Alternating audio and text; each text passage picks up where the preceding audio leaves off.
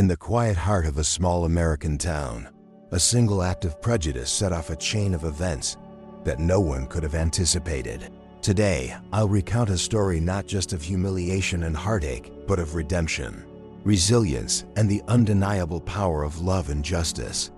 It's the tale of John Adone, a proud veteran and father, and how one fateful day at a local diner changed the lives of an entire community. This is a story of awakening, how a spark of injustice ignited a movement, challenging the very foundations of racism and hate.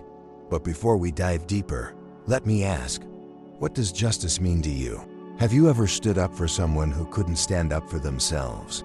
If these questions stir something within you, I encourage you to subscribe to this channel. Here, we share stories that touch the heart and challenge the mind.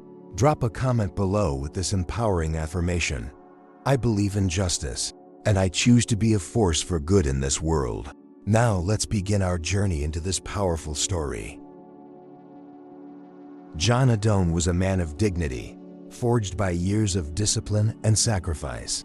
A proud black veteran, he carried the weight of his service and the principles he had fought for during his years in the military. Though he lived in an era far removed from the civil rights movement, the shadow of racism still loomed, insidious and unspoken, in his small hometown. On an ordinary afternoon, John walked into Gordon's Diner, a place that had served the community for decades. He was dressed impeccably in his military uniform, his medals gleaming, a testament to his courage and commitment. Yet, what should have been a moment of respect and admiration turned into an event of public humiliation. Gordon Willis, the owner of the diner, approached John with a cold, disdainful glare. His voice, sharp and loud enough for everyone to hear, cut through the warm chatter of the small crowd. "We don't serve your kind here," Gordon said, folding his arms as the room fell silent. John froze. The words struck him like a blow, not just for their cruelty, but for the raw hatred they carried. He had endured years of hardship and danger to defend the freedoms of others, only to be stripped of his dignity in a place meant to offer comfort and community. The diners around him sat in stunned silence. A few glanced away, their discomfort evident, while others leaned in, as though watching a scene from a tragic play. No one spoke up, no one dared. But Gordon's vitriol didn't stop there. He gestured toward the door and added, "You can leave, or I'll have you thrown out."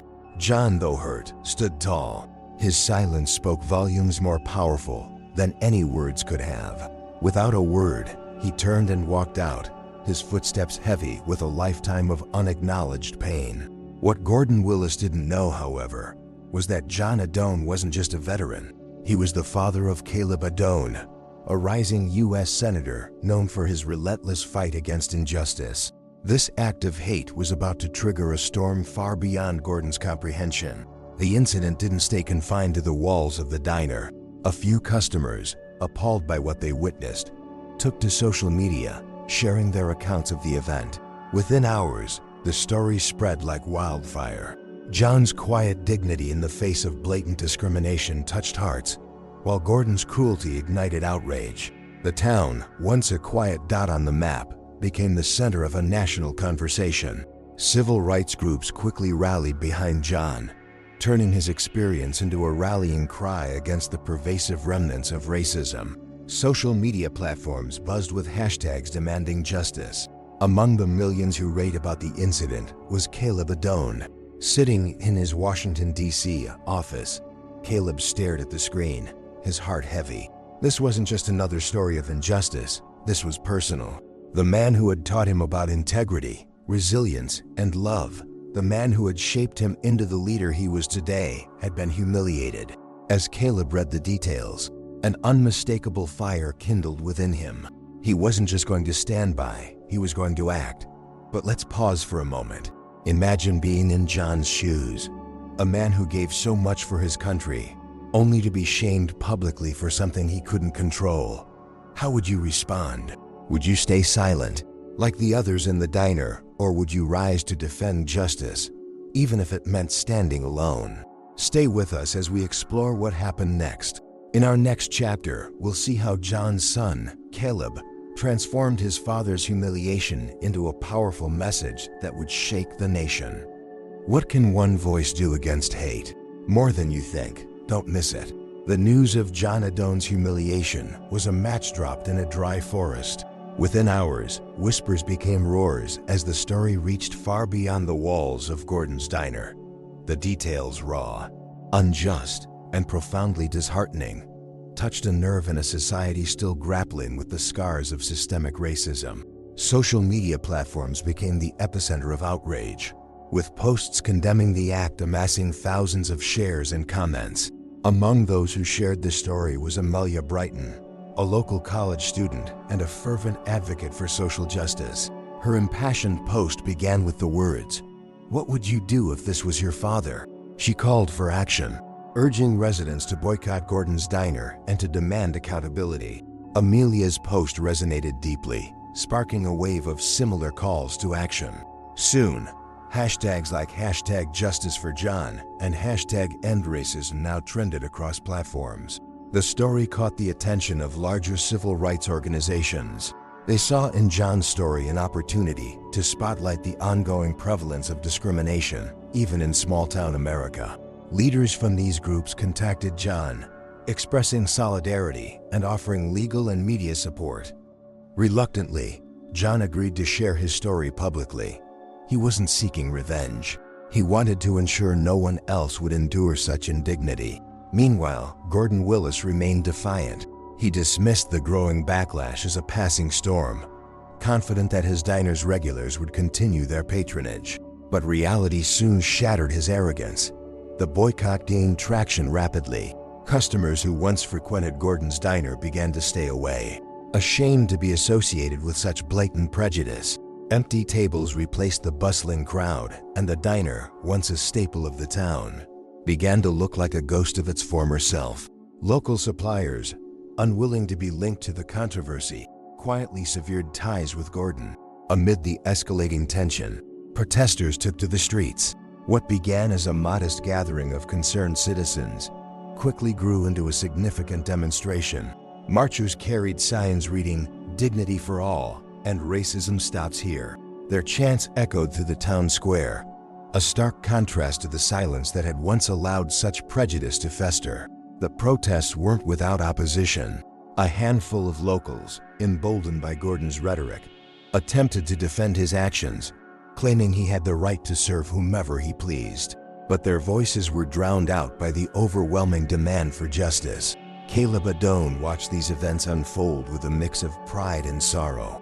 The community's response was inspiring, but the pain in his father's eyes was a wound that wouldn't heal easily. Determined to honor his father and amplify the growing movement, Caleb decided to act.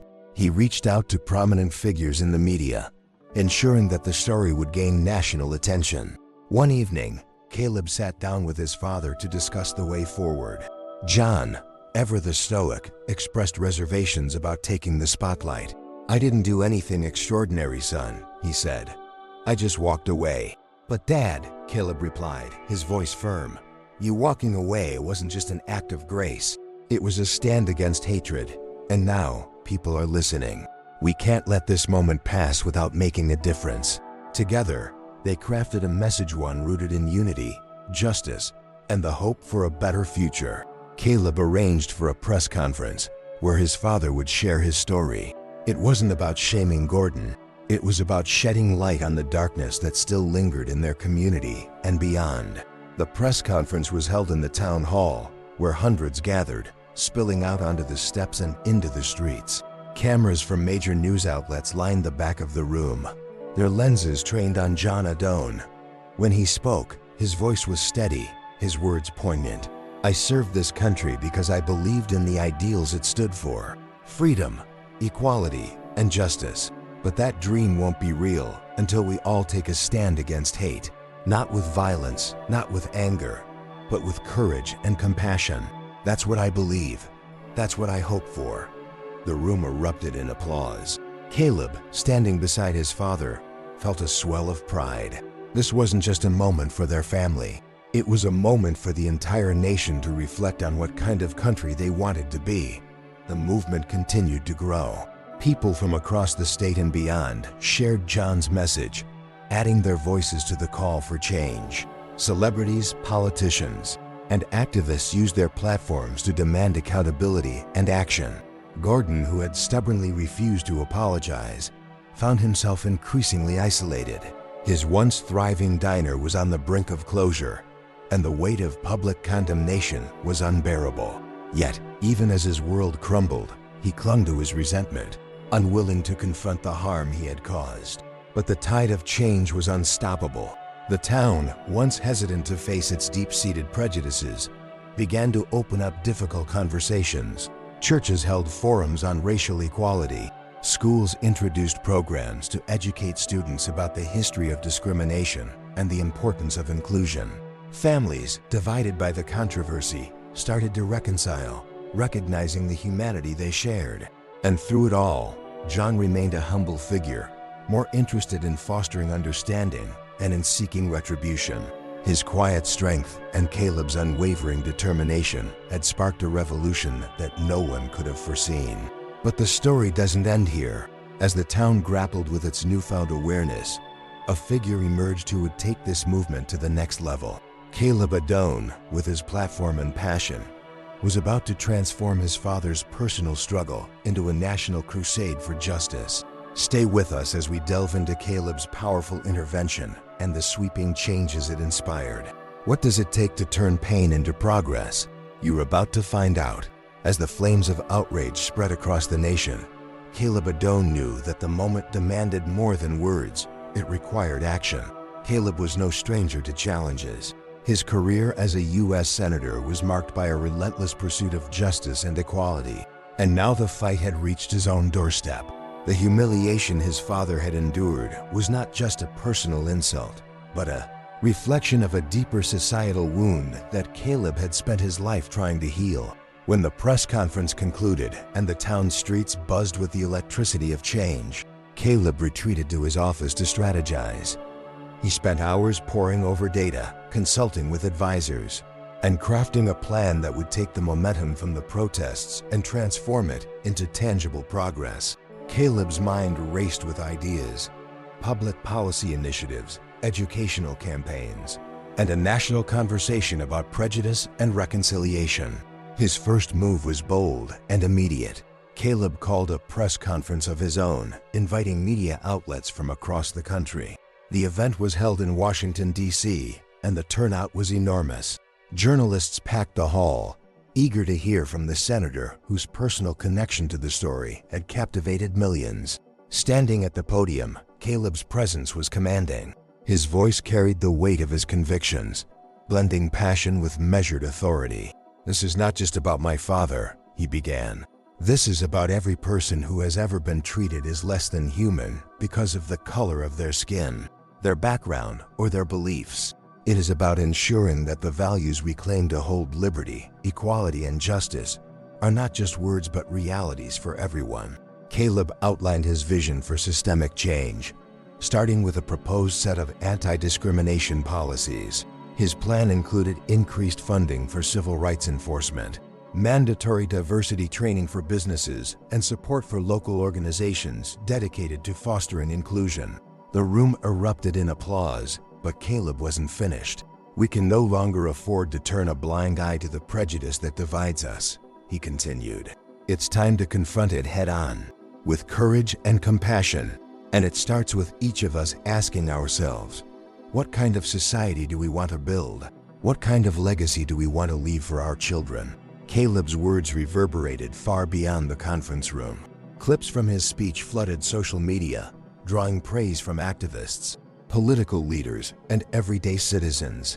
His call to action inspired discussions in households, schools, and workplaces across the country. Back in the small town where the incident had occurred, Caleb's involvement sparked a shift in the community's dynamics. His presence transformed the protests into something larger, a movement with a clear purpose and direction.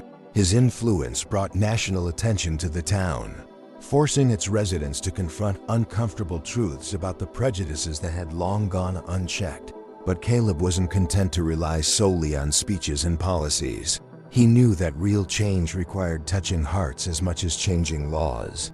To this end, he collaborated with filmmakers and community leaders to produce a series of public service announcements, featuring personal stories of people who had faced discrimination. One of these stories was his father's. In the video, John Adone appeared on screen, his voice steady and his words heartfelt. "I never asked to be a symbol," he said. "All I wanted was to enjoy a quiet meal. But if my experience can help us move toward a better future, then I will tell my story again and again." The campaign struck a chord with viewers, many of whom shared their own experiences in response. The flood of stories created a tapestry of shared pain and resilience, demonstrating the universal need for understanding and equality. Meanwhile, Gordon Willis found himself cornered by the consequences of his actions. The boycotts had devastated his business, and the legal challenges mounted by civil rights groups threatened to bankrupt him. Despite the mounting pressure, Gordon resisted admitting fault. His pride and stubbornness became his armor, even as it crumbled under the weight of public condemnation. However, Caleb's approach wasn't solely punitive. He believed in the power of redemption and the possibility of change. He reached out to local leaders, proposing initiatives to help businesses like Gordon's Diner transform into inclusive spaces. The idea was controversial. Some argued that Gordon didn't deserve a second chance. But Caleb held firm, believing that reconciliation was as important as accountability. Under Caleb's guidance, the town began to see tangible progress. Schools introduced new curricula focused on diversity and social justice. Churches and community centers held open forums, inviting residents to share their perspectives and listen to one another. Slowly, the atmosphere of division gave way to one of dialogue and connection. Through it all, Caleb remained deeply involved, balancing his responsibilities as a senator with his commitment to his hometown. His leadership inspired others to take action, proving that even in the face of hatred, the potential for change was boundless. As the movement gained momentum, Caleb turned his sights on the national stage. He introduced legislation aimed at addressing systemic racism and fostering unity. The bill, though met with resistance from some quarters, garnered widespread support from those who had been moved by John's story. And yet, amid the progress, one question lingered. Would Gordon Willis ever confront the harm he had caused? The answer would come sooner than anyone expected, setting the stage for an unexpected twist in the story, one that would test the town's commitment to forgiveness and change. Stay tuned as we uncover Gordon's reckoning and explore the profound impact of his decisions. How far would he go to seek redemption, and would the community be willing to accept it? The answer lies ahead. Gordon Willis had always considered himself a man of principle, though his principles were warped by years of unchallenged prejudice. In his mind, the diner he had inherited from his father was his domain, a space where he dictated the rules. But now those rules had turned his life into chaos.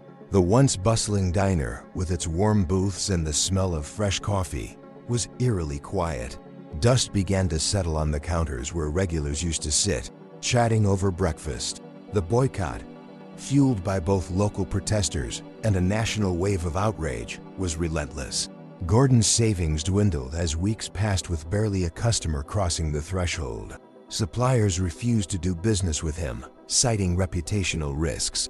Bills piled up, and for the first time in decades, Gordon faced the possibility of losing his family's legacy. His personal life was no less tumultuous.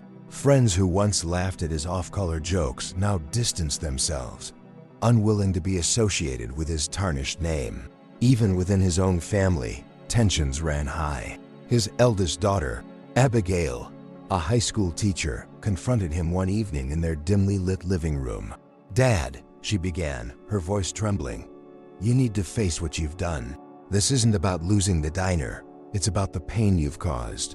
Gordon scoffed, avoiding her gaze. "Pain? I didn't cause any pain. I just told a man the truth. That truth of yours humiliated someone who's done more for this country than you ever have." Abigail's voice cracked, tears streaming down her face. "You don't see it, do you? You don't see the harm you've done because you've never had to feel it yourself." Her words cut deep. Though Gordon refused to show it, he retreated further into his pride, convinced that the world had turned against him unfairly. But deep down, cracks began to form in his resolve.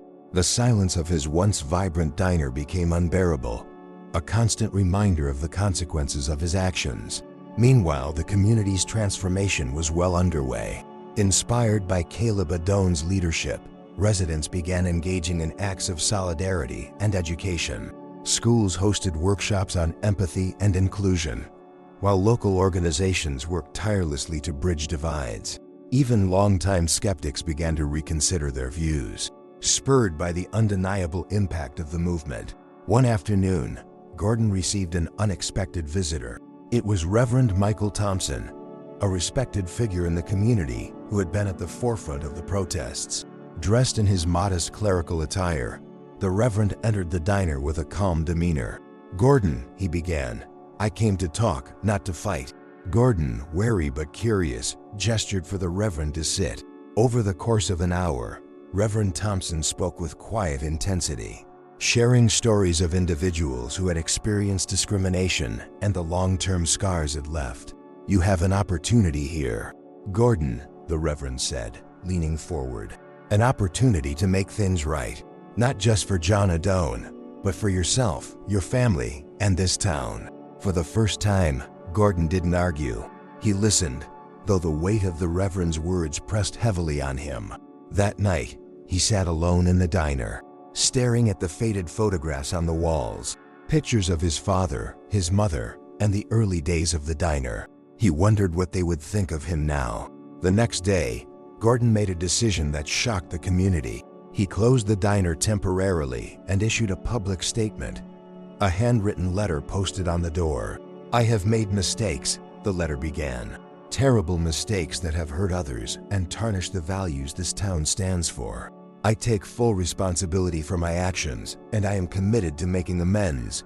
The letter was met with mixed reactions. Some viewed it as a long overdue step toward accountability, while others dismissed it as an empty gesture.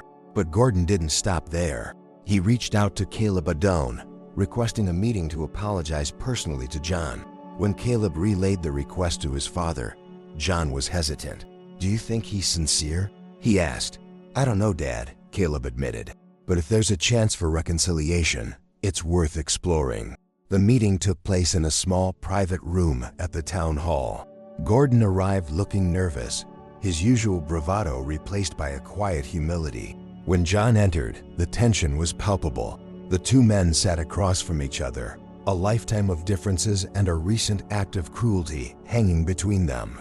Gordon spoke first. His voice was unsteady, but his words carried a raw honesty. "Mr. Adone, I can't undo what I did to you, and I won't make excuses. What I said, what I did, it was wrong. I see that now, I'm sorry." John studied Gordon for a long moment before responding. "Apologies are words, Mr. Willis. What matters is what you do next."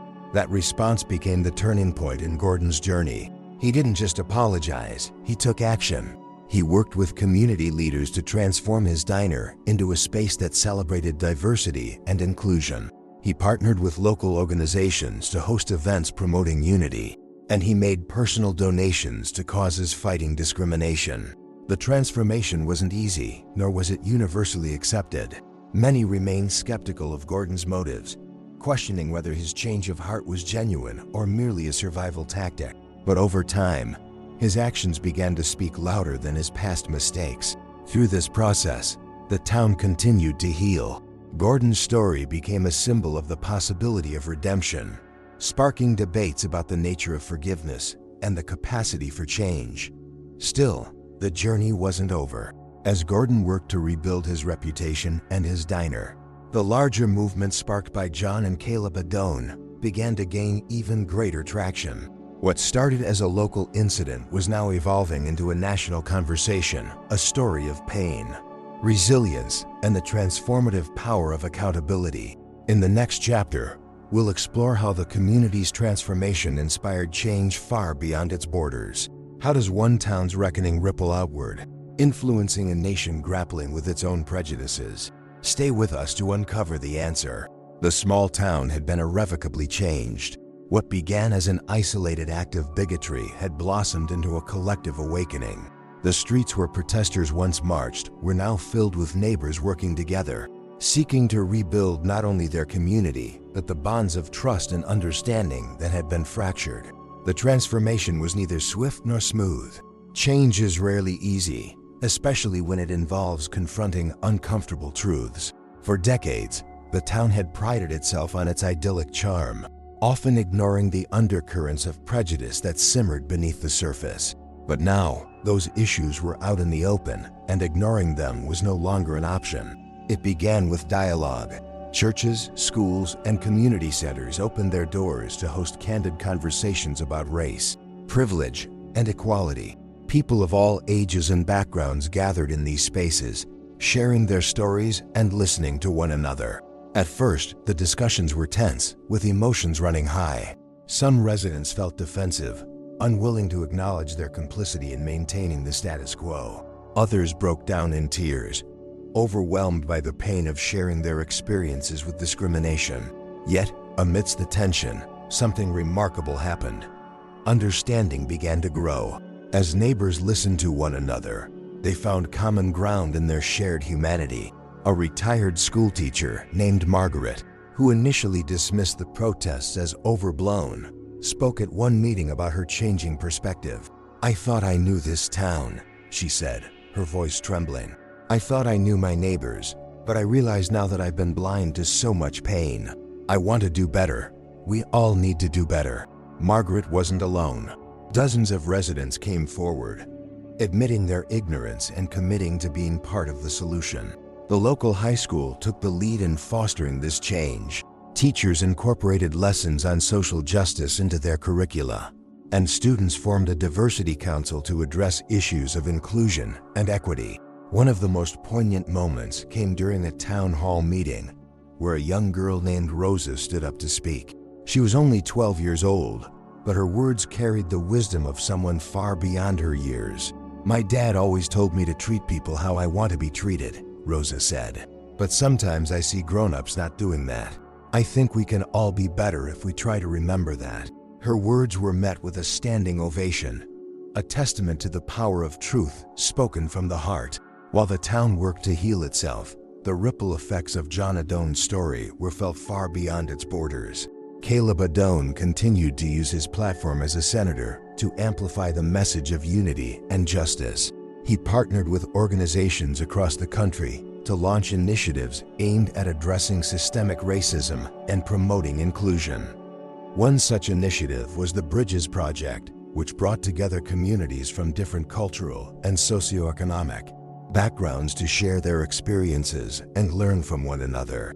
The program quickly gained national recognition, with other towns and cities adopting its model. Meanwhile, John Adone remained a central figure in the movement, though he never sought the spotlight. He continued to share his story, not out of a desire for recognition, but as a way to inspire others to stand up for what was right.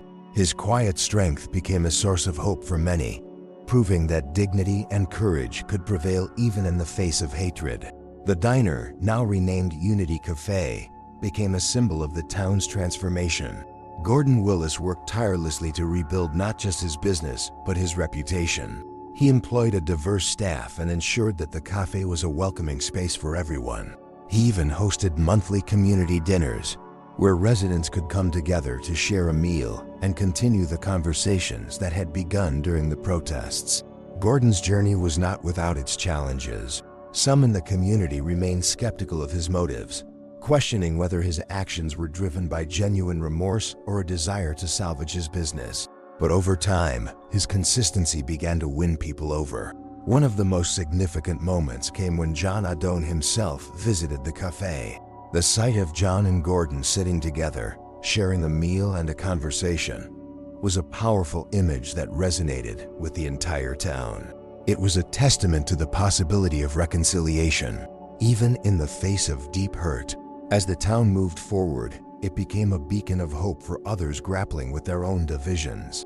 Journalists and activists visited to document the transformation, sharing the story with audiences across the nation. The town's journey became a case study in how communities could confront prejudice and emerge stronger. But the work was far from over. As John often reminded those who looked to him for guidance, change is not a destination, but a continuous journey. We have to keep walking the path, he would say, because the moment we stop, the moment we become complacent, is the moment we risk slipping back into the darkness. The story of the town's transformation inspired countless others to take action in their own communities. People who had once felt powerless began to realize that change was possible, even in the face of overwhelming odds. And yet, amidst the progress, questions lingered. What does true reconciliation look like? How do we ensure that the lessons learned today are not forgotten tomorrow? These questions would form the foundation of the next phase of the journey, a phase that would take the movement from a single town to the entire nation. Stay with us as we delve into how this small-town story sparked a national movement for justice and unity. How can one community's triumph become a blueprint for an entire country? The answer lies just ahead. Redemption is a fragile concept, often walking the tightrope between genuine transformation and the skepticism of those it seeks to convince. For Gordon Willis, it became the defining journey of his life. His diner, now Unity Cafe, stood as a testament to his willingness to change. But the road to earning back the community's trust was a long and arduous one. Gordon's redemption began with small acts, showing up at community meetings, listening more than he spoke, and volunteering at local initiatives that supported inclusion. But the skepticism of some residents lingered. For every warm handshake he received, there was a cold stare or a whispered remark that reminded him of the damage he had caused. John Adone remained a steady figure in this chapter of Gordon's journey. While John harbored no desire for revenge, he also did not offer forgiveness lightly. For John, redemption wasn't about erasing the past, but about proving through actions that change was possible. He saw in Gordon's efforts a flicker of sincerity, though he knew the path to true atonement was far from complete. One pivotal moment came during a town event organized by the newly formed Community Unity Council. The council had planned a panel discussion titled "Reckoning with the Past, Building a Better Future." Both John and Gordon were invited to participate, a decision that sparked controversy among attendees. When the day arrived, the town hall was packed. Residents of all ages and backgrounds filled the seats, their faces reflecting a mix of curiosity, hope, and doubt. The panel began with John, who spoke with his characteristic calm and thoughtfulness. "My experience at the diner was painful," John said. "But what I want to emphasize is that the pain didn't begin there. It's a pain carried by countless individuals over generations, people who've been judged, excluded, or dehumanized because of the color of their skin. The question isn't just how we heal from that one moment, but how we heal as society." The room erupted in applause. When it was Gordon's turn to speak, the tension was palpable. He adjusted his microphone and cleared his throat, his hands trembling slightly. "I don't deserve applause," Gordon began. "What I deserve is the chance to show you all that I'm trying to be better. I grew up in a home where prejudice was normal, where the kind of hate I showed Mr. Odom wasn't questioned, it was expected. But that doesn't excuse what I did. I've spent the past months reflecting on the harm I've caused, not just to Mr. Adone, but to everyone in this community. I can't undo the past, but I promise to spend the rest of my life making amends." The room was silent as Gordon finished speaking. Some faces softened, while others remained stern. But the most significant response came from John himself. Standing up, John extended his hand toward Gordon. The gesture was simple yet profound, symbolizing a willingness to move forward. Gordon accepted the handshake with tears in his eyes, and the image of the two men, once adversaries, now united in a shared commitment to change, became a symbol of hope for the town and beyond. The transformation of Unity Cafe was another cornerstone of Gordon's redemption. The diner now hosted events that celebrated the town's diversity, from cultural festivals to discussions on social justice. Gordon also initiated a program to provide free meals to those in need, further cementing the diner's role as a gathering place for the community. But Gordon's most significant act of redemption came when he partnered with Caleb Adone to create the Adone Willis Scholarship Fund. The fund provided financial support to students from underrepresented backgrounds pursuing higher education. For Gordon, It was a way to invest in the future he had once harmed. For Caleb, it was a reminder that even those who had caused pain could contribute to healing. The town's journey of redemption mirrored Gordon's in many ways. As residents continued to engage in conversations about prejudice and privilege, they found themselves growing closer as a community. Churches that had once operated in silos began collaborating on interfaith initiatives, and schools expanded their programs to include lessons on empathy and cultural awareness. Yet, not everyone embraced the change. A small but vocal group of residents resisted the new direction, claiming that the town was losing its identity. Their opposition served as a reminder that progress is rarely universal or uncontested. But the overwhelming majority of the town recognized that embracing diversity and inclusion was not a loss of identity, but an evolution toward a more just and compassionate community. Gordon's redemption also sparked a broader conversation about the nature of change. Could someone who had caused harm truly transform? And if so, what responsibility did the community have to support that transformation? These questions lingered in the air, prompting debates that extended far beyond the town's borders. For Gordon, redemption was less about seeking validation and more about doing what was right. Even when no one was watching, he continued his work quietly, knowing that trust would be rebuilt one act at a time. And though some wounds would never fully heal, the scars became reminders of the lessons learned and the growth achieved. As the town moved forward, it became a living testament to the power of accountability, forgiveness, and redemption. It wasn't a perfect story. There were setbacks and struggles along the way, but it was a story that proved that change was possible, even in the face of deep-seated prejudice. But this wasn't the end. The lessons learned in this small town were about to resonate on a national scale. As the movement inspired by John and Caleb Adone gained momentum, what started as a local reckoning was now sparking a nationwide call to action. Stay with us as we explore how the lessons in redemption became the foundation for a broader awakening, inspiring people across the country to confront their own biases and work toward a more equitable future. The journey continues. The story of John Adone, Caleb Adone, and the small-town reckoning spread far and wide, resonating with people from all walks of life. It was no longer just a local tale of prejudice and redemption. It had become a clarion call for change across the nation. Communities that had been silent in the face of systemic inequities began to stir, inspired by the courage and resilience shown in the Adone family's journey. Caleb Adone recognized the momentum and understood that this was a pivotal moment. With his platform as a U.S. Senator, he launched a campaign called Unity in Action, a nationwide initiative aimed at addressing racism and fostering understanding. Caleb's vision went beyond policy reform. It was about creating spaces where people could confront their biases, learn from one another, and take actionable steps toward equity. The first step was organizing town hall meetings in cities across the country. These gatherings mirrored the discussions that had taken place in Caleb's hometown, with people sharing their experiences and listening to others' perspectives. Each meeting began with a simple yet powerful question: what does justice mean to you? In one such meeting in Atlanta, Georgia, an elderly man named Edward stood up to share his story. "I grew up in a time when people like me weren't allowed to sit at certain counters or use certain fountains," he said. "I never thought I'd see the day when stories like John Adone's would inspire change. It gives me hope that my grandchildren will live in a better world." Stories like Edward's were the heart of the movement. They reminded participants of the long road toward equality and the importance of continuing the fight.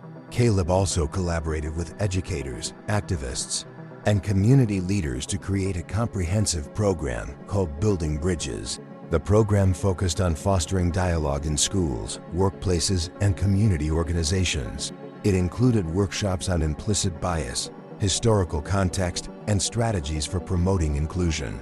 One of the most impactful components of Building Bridges was a digital storytelling campaign. People from across the country were encouraged to submit short videos, sharing their personal experiences with prejudice, resilience, or moments of awakening. These videos were compiled into a series that aired on national television and circulated widely on social media. The response was overwhelming.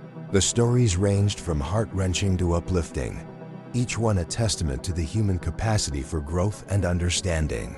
One video featured a young woman from Montana who described how she overcame her own prejudices after befriending a refugee family. Another highlighted an entrepreneur in New York who transformed his business into a model of diversity and inclusion after witnessing discrimination in his workplace. These stories sparked conversations in households and communities across the nation, encouraging people to examine their own biases and consider how they could contribute to positive change. The movement gained endorsements from prominent figures, including artists, athletes, and faith leaders who used their platforms to amplify the message. One particularly notable supporter was Dr. Eleanor Hayes, a renowned civil rights historian.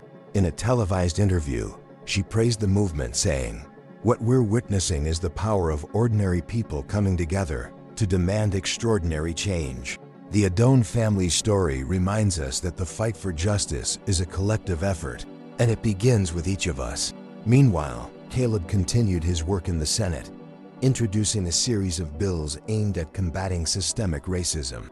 These bills included measures to strengthen anti-discrimination laws, increase funding for public education in underserved communities, and expand access to affordable housing. Caleb faced significant opposition from some lawmakers, but he remained steadfast, knowing that meaningful change often comes with resistance. At the same time, John Adone's role in the movement evolved. Though he remained a humble figure, his story had become a symbol of strength and grace. He was invited to speak at events, where he shared his experiences and encouraged others to stand up for what was right. In one particularly moving speech, John addressed a crowd of thousands in Washington, D.C. "I didn't set out to change the world," he said. "All I wanted was to enjoy a meal without being judged for the color of my skin." But sometimes, life has a way of turning ordinary moments into extraordinary opportunities. And if my story can inspire even one person to choose kindness over hate, then it's a story worth telling. The crowd erupted in applause, and John's words were shared widely, becoming a rallying cry for the movement. As the campaign gained traction, Caleb and his team organized a national march called Steps Toward Unity, held in major cities across the country. The march drew millions of participants who walked together in solidarity, carrying signs with messages of hope, justice, and equality. The march was a powerful display of unity, capturing the attention of the world and solidifying the movement's place in history. Yet, amidst the progress, Caleb and John knew there was still much work to be done. They were aware that true change required not only legislative reform, but also a shift in societal attitudes, a transformation that could take generations.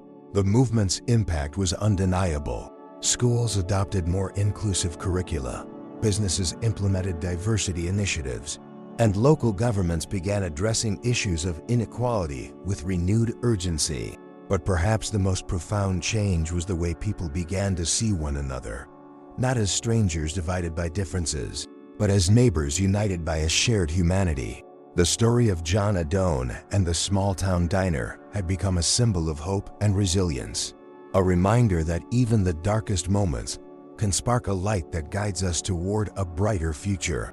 But the journey was far from over. As the movement continued to grow, it raised important questions. How do we sustain the momentum? How do we ensure that the lessons of today are not forgotten tomorrow? And most importantly, how do we create a world where stories like John's are no longer necessary? Stay with us as we reflect on these questions and explore the enduring legacy of the Adone family's journey. Together, we'll uncover the lessons that can guide us toward a more just and compassionate world. The story isn't over yet. As the years passed, the story of John Adone, Caleb Adone, and the small-town reckoning became an enduring symbol of resilience and transformation. Their journey reminded people everywhere that change is not a singular act, but a continuous process, requiring courage, compassion, and unwavering determination. It was a story passed down through generations, a reminder of what is possible when ordinary individuals take extraordinary steps to confront injustice. John Adone's legacy grew beyond his own lifetime. He lived the remainder of his years in quiet dignity, cherished by his family and celebrated by a nation that came to see him as a beacon of grace and strength. His actions in the face of humiliation and hatred inspired countless others to stand tall in their own battles against prejudice. John's diner experience became part of history books, a case study in how one moment of pain can ripple outward to create waves of hope and change. Caleb Adone's influence only deepened over time.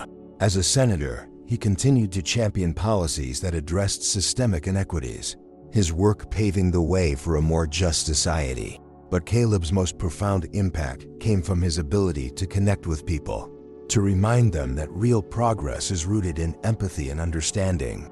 His speeches became rallying cries for those seeking to build a better world, and his legislative victories underscored the power of persistence.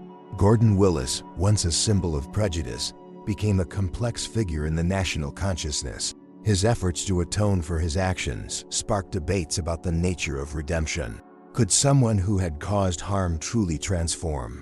Over the years, Gordon's consistent commitment to making amends spoke volumes. He remained a humble participant in the movement he had once stood against, using his story to teach others about the dangers of hatred and the possibility of change. The town itself underwent a profound transformation. No longer defined by the darkness of its past, it became a model for other communities grappling with their own histories of prejudice. The lessons learned in that small diner inspired initiatives across the country, from inclusive education programs to local dialogues about race and identity.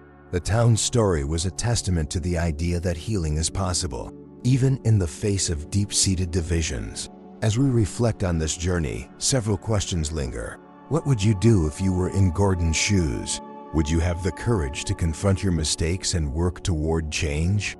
And what about John's grace? Would you have the strength to respond to hatred with dignity and hope? These are questions we must all ask ourselves, not just today, but every day. The Adone family's story is not just theirs, it's ours. It's a call to action for anyone who believes in the power of justice, empathy, and community. It challenges us to look inward, to recognize our own biases, and to take steps toward a world where kindness triumphs over hate. As we close this chapter, let's carry forward the lessons it offers. Let's stand up for one another, listen to each other, and work together to build a world where everyone is treated with the respect and dignity they deserve. And now I invite you to join this mission. If this story resonated with you, take a moment to subscribe to this channel. Leave a comment below sharing your own affirmation of hope and justice. Something like, "I choose to be a force for kindness and unity in this world." Together, we can amplify this message and inspire even more people to take action. Thank you for watching, and don't forget to check out our other videos filled with stories that touch the heart and challenge the mind. Until next time, remember, change starts with you, and the time to act is now.